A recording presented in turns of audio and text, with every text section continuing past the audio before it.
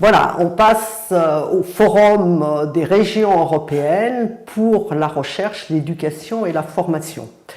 Le FREREF travaille avec l'Europe et travaille en particulier avec les agences Erasmus, et donc nous nous inscrivons dans les manifestations 2018 de l'agence Erasmus en faisant un FREREF Days qui se déroulera à Bruxelles le 16 octobre.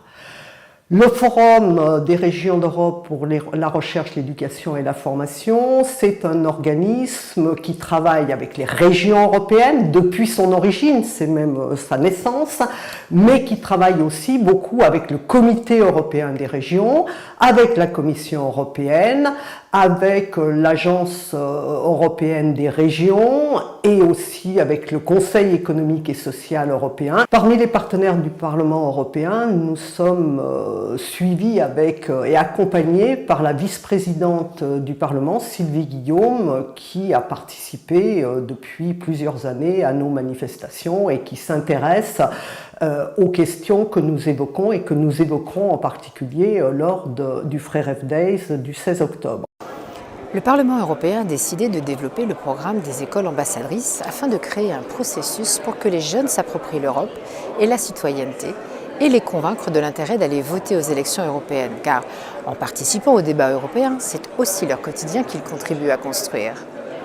Accompagnés de leurs enseignants, les jeunes sont amenés à proposer des activités autour des réalisations de l'Europe pour mieux comprendre ce qu'elle est, les valeurs qu'elle porte et en quoi elle contribue au développement de nos communautés.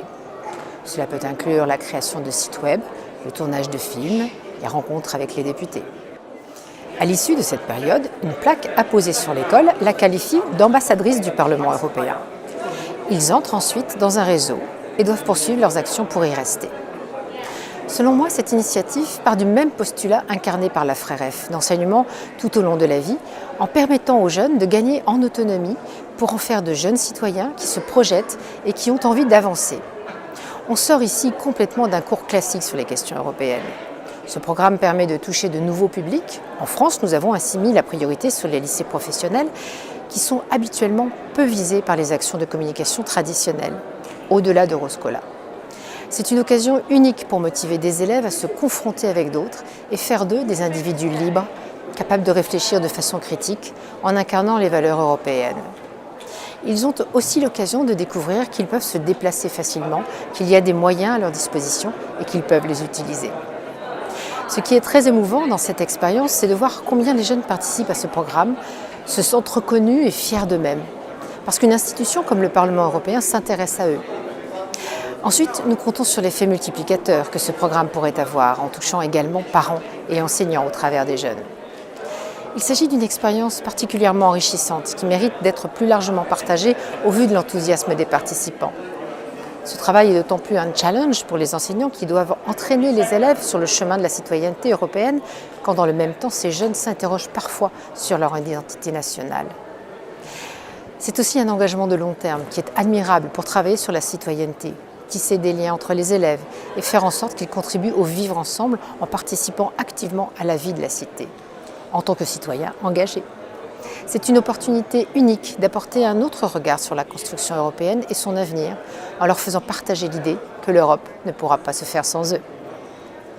Pour cette journée à Bruxelles de notre FREREF Days, nous avons choisi de travailler sur les chemins d'accès à l'emploi. Chemin d'accès à l'emploi parce que, à partir des projets européens que nous conduisons ou auxquels nous participons, nous nous rendons bien compte qu'au-delà de la formation tout au long de la vie, il y a aujourd'hui pour les personnes, pour les citoyens européens et non européens, une question sur les parcours de vie.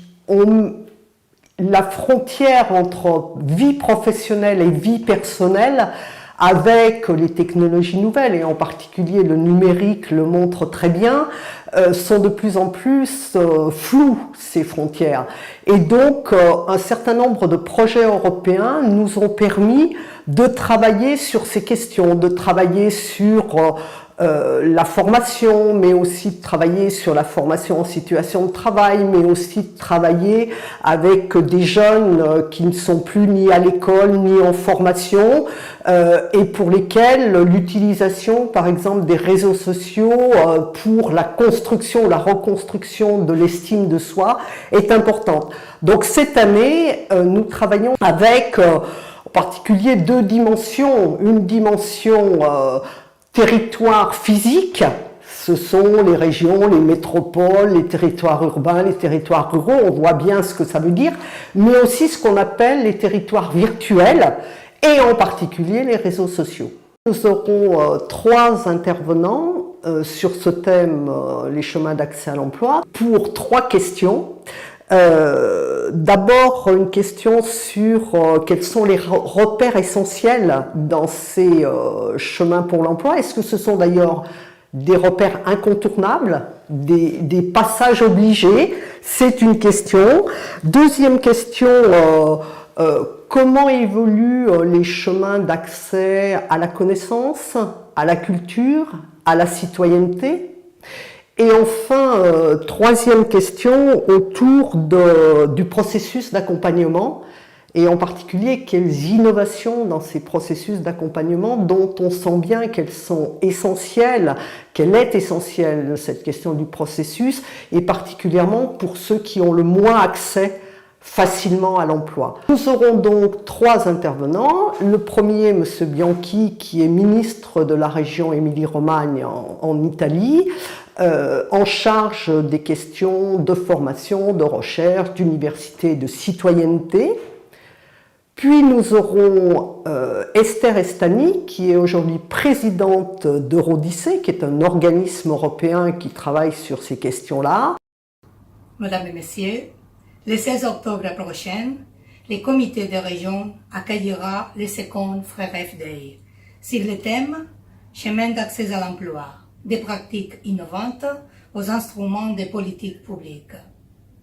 En ma qualité de présidente du programme Eurodyssée de l'Assemblée des régions d'Europe, je participerai à une table ronde qui aura comme sujet la mobilité internationale des gens comme chemin d'accès à l'emploi. Il s'agit ici de voir comment la mobilité professionnelle permet de se donner des repères, d'améliorer ses connaissances et d'acquérir de l'expérience et des itinéraires qui favorisent l'accès à l'emploi. En quoi les expériences de mobilité facilitent aussi l'évolution culturelle, sociale et citoyenne des personnes concernées.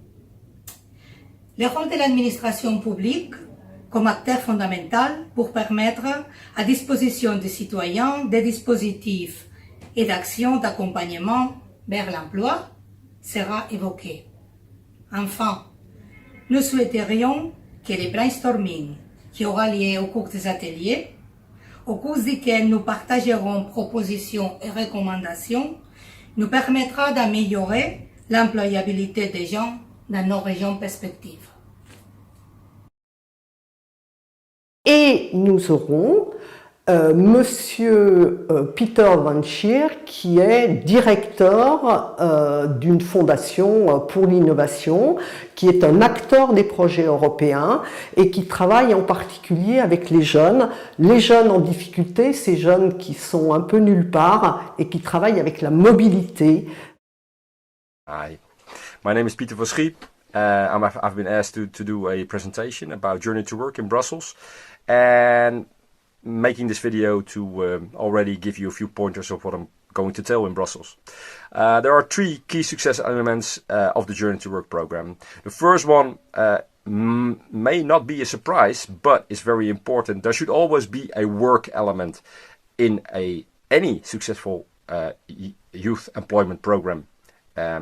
Because from work to work is much easier than from your couch going to work.